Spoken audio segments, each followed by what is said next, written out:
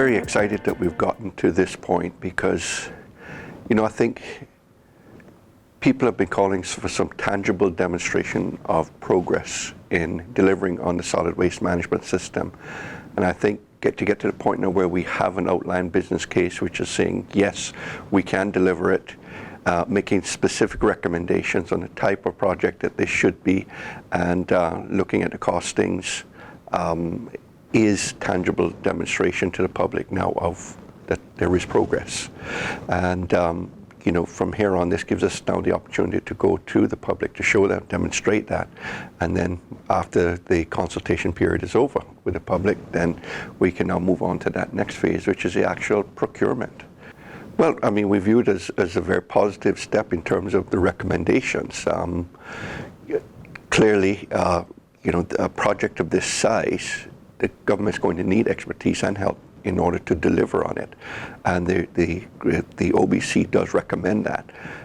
So to me, it's right in keeping with what we had believed and understood and ourselves, that we were going to need that expertise to be able to deliver on a project of this size and this nature. It means for us too that we have to also develop that expertise within house as well as we move forward. And so I view it as well as a very positive step, and one in which the government and the people of the Cayman Islands will benefit from quite extensively as time passes. Huge amount of work has been ongoing in order to get us to this point in terms of the project, but also there's been a lot of effort being made at the landfill to manage that site effectively and efficiently. And I think, the proof really is in the pudding. We really haven't had any fires or any real issues with the landfill site for 3 years now. And that goes through to the efforts of the department and, some very commitment on people's part to manage the landfill very effectively. And we're seeing the results of that. And, the public can be proud of what has been accomplished there. Well, I'm just really looking forward to really delivering on this project, and as we go out for request RFPs to identify who the successful tenderer is, I think to be able to get to a point where you can identify that and get this project finally off the ground, I think would really be a very happy day for me. Although I am very happy with where we have gotten to today, so hopefully have the opportunity to see it through to the very end. Okay, well, as everybody I think will be aware, we've had to follow the process that's outlined in the Framework for Fiscal Responsibility. So it started out with a strategic outline case and some cabinet policy guidance. We discovered very early on in the process that one piece that we really needed was a national policy. So last year, people may remember last summer, we had the first ever National Solid Waste Management Policy, which was approved last summer. Based on that, we were able to proceed with identifying the reference project and the strategy for the project.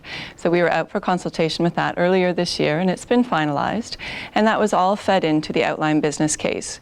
The outline business case is based on the UK Treasury Green Book and the 5-case model of analysis, and it really looks to make sure that the project that we're looking at pursuing makes sense for the Cayman Islands. The consultants have come out with a report, the OBC, that we're now looking for the public feedback on, and it's identified that yes, using the analysis, the reference project does make sense for us, looking at both the National Solid Waste Management Policy and the strategy. So we're really excited that we've reached this point in the process. Obviously, we need to go through the consultation to get the feedback from the public. We want to hear from them, see what their thoughts are regarding the components of the project that have been identified and the analysis that the consultants have done for us. The OBC is available on our ministry's website, which is ministryofhealth.gov.ky, and we'll also be coming out to the public for some open houses in the first week of October. So Tuesday, October 4th, we'll be here in Grand Cayman in the evening for a consultation, and on Wednesday the 5th, we'll be in Little Cayman for a midday meeting, and in the evening of the 5th in Cayman Brac at the Aston Ruddy Centre. So people can watch our ministry website for further details. They can also like our Facebook page, Ministry of Health and Culture, to make sure that they get the updates as they come out. But we really want to encourage the members of the public to take some time and take a look at the OBC and the documents that have come. They're all on the ministry's website, and get engaged in this process. It's a long process that's required, but it's all driven with finding the best possible solution for the longest term for the Cayman Islands. Well, the outline business case looks at the affordability of what we are Pricing Out, which is a reference project, which is really an integrated solid waste management system. And it's a sustainable system to handle our waste and basically maximize the amount of materials that get diverted from landfill. So at the end of the day, we hope to divert more than 90 to 95% of the material going to landfill that presently are going there today. And that's done basically following the 4 R's, which is reduce, reuse, recycle, and recover. And things that can be recycled will get recycled, either the materials that we commonly purchase, like papers, plastics, metals, and glass, or organic material, which is yard waste, will get converted into composting. Those are all forms of recycling. And then a waste-to-energy facility is proposed, which will handle what's left over from the material. So things will get processed according to a hierarchy in terms of waste management. So at the end of the day, we hope to almost landfill nothing from what we're currently doing. The outline business case was done in conjunction with AMEC Foster Wheeler, our consultant out of the UK, and they've teamed together with local consultant KPMG here on Cayman Islands for all the financial information. They're recommending a public-private partnership, and over a 25-year period, this new integrated solid waste management system is expected to cost $535 million over the life of the project. And that's a big number, but we've also looked at the numbers for a status quo system. So if we did nothing and just continued to landfill over 25 years, that number works out to be about $418 million. So roughly, the cost of the new system over the 25-year period is $120 million extra, and that relates to about $4.8 million per year. So we can landfill for the next 25 years and it costs a significant amount of money, or we can do the right thing, which is divert material, process it properly for a small addition each year. So in the future we'll have a public education program to really try to get people to reduce and reuse. So, and that'll probably come from the school system, so we can get our school kids thinking that way. So with things like buying in bulk, purchasing materials that can get reused. So going to a grocery, simple reusing of bags, those kinds of things. So we're not using things just one time through.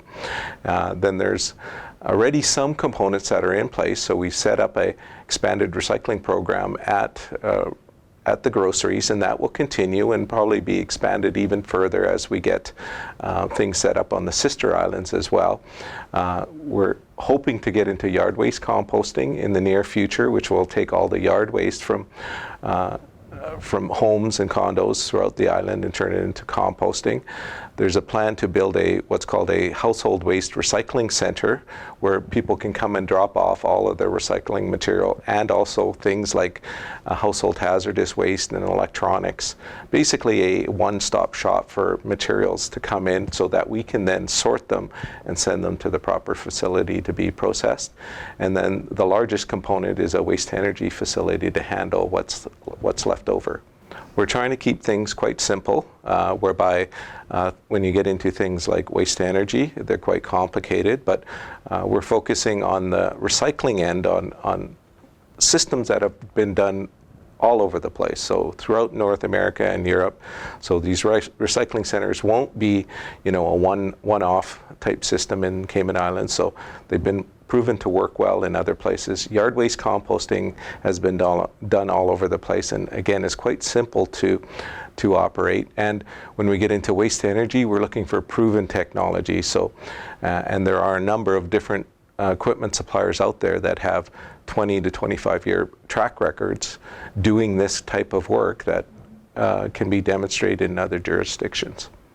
One thing I probably forgot to mention, the plan is also to close the landfills on the sister islands and treat that material back here on Grand. And there will still be a treatment component on the sister islands. So for instance, the yard waste composting that I mentioned, that can be done on the islands, and that organic material will remain on island and then hopefully be used on the sister islands as compost when it's turned into compost? So the analysis that you'll find in the outline business case is based on two opposite ends of the spectrum. The first one is looking at a public-private partnership for the entire reference project. The other one is looking at public sector delivery of the reference project. What we expect will happen, because there are a number of components that make up the reference project, is as we go through the process, review the outline business case and discuss this further, we'll have some components that we will identify that we will keep within the public sector, and some which we will go to the private sector and ask for them to submit bids on. So once we get through the outline business case review process, we will be going out for procurement later in the calendar year. And at that time, before we go out, we will have decided which components the government wants to enter into a public-private partnership with, and which components the government will retain going forward. So the analysis that you'll see in the OBC, as I said, is the opposite ends of the extreme. One is completely public-private partnership, the other one is completely public sector. And we expect that there's a pretty good chance, or a very high likelihood, that what we will ultimately procure will be a combination of both.